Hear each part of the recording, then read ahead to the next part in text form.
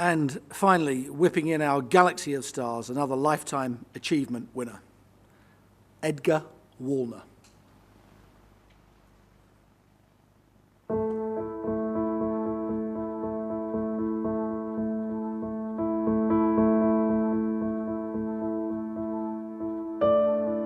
I think very many people in our year felt that he was someone that was a little different and was likely to have a shining career.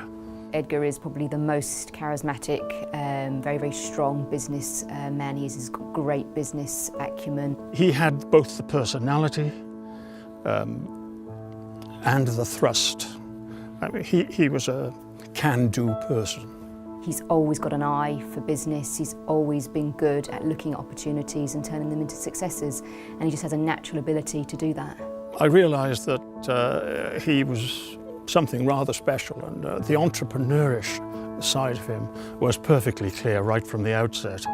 He's a real people person. He's a great businessman, but he's also a realist. So he's very, very sort of grounded and knows exactly what everybody needs to do to get the job done. He was a very active participant in everything that went on, and because of his humour, he and a few others, me included I suppose, joined the Entertainment Society.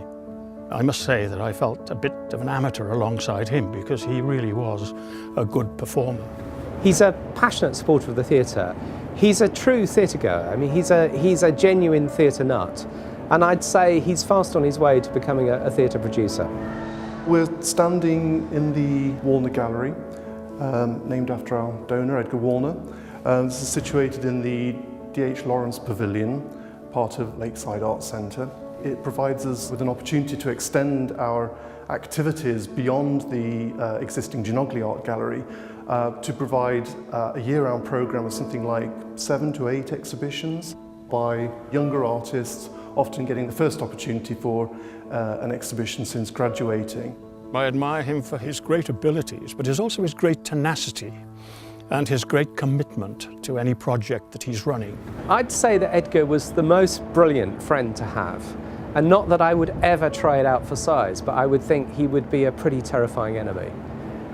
You don't want to stand in Edgar's way. If he sets his sight on something, he's clearly going to get it.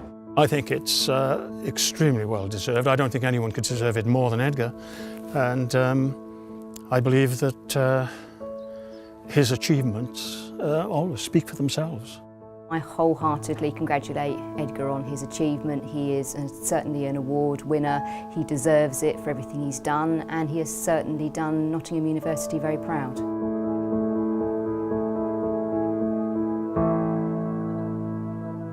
Ladies and gentlemen, Edgar Wallner.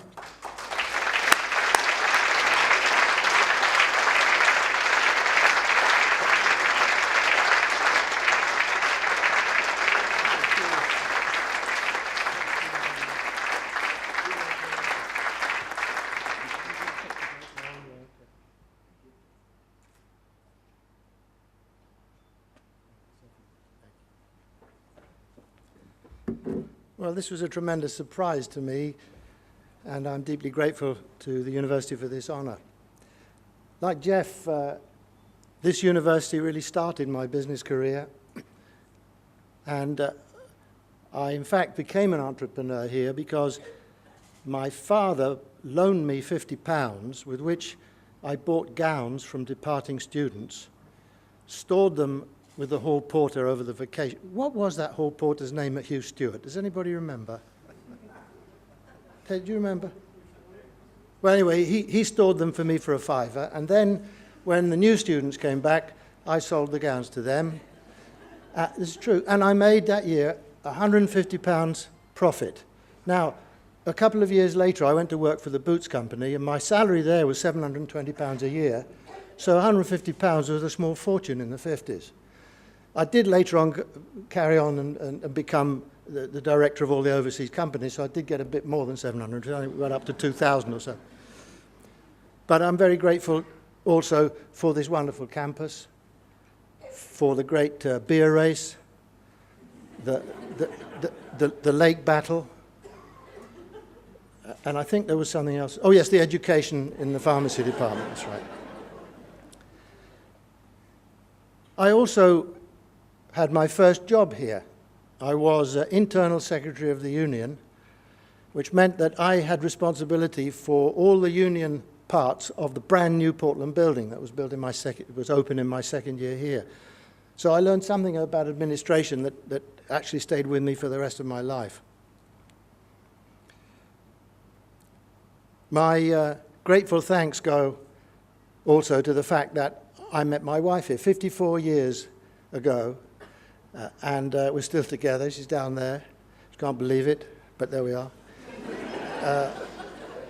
And not only that, but my daughter, her future husband, and my son, Michael, who's here today, also came to this university and had a fantastic time here. I also remember, and I guess most of you do, that we spent a lot of time in the coffee bars in political discussions, and I left this university with a notion that actually work should be more equivalent to capital than it is. And in all the companies I've ever had anything to do with, I've made sure that the workers had shares, not just the fat cats at the top. I think this is one of the great problems in this country. So I am very grateful indeed to this university. They set me on my way. I got a great love of the theatre here because the Nottingham Playhouse, John Neville ran it at that time, and then later on Richard Eyre. That led me to support the National Theatre. I went on the Development Council there, and I set up National Angels, a company that transferred plays from the National Theatre to the Commercial Theatre and returned most of the profit to them. We took the risk of the loss, but we gave them most of the profit if we did make a profit. And I'm very pleased to say in the last few years with the History Boys and Warhorse, both here and in New York, where we were 3 weeks ago for the opening there, we've made sure that for the next few years at any rate, the National will not be worried about the government cuts. So thanks to Nottingham, thanks to everybody else. And you may say, well, what's the university ever done for us? And I'll say, everything. Thank you.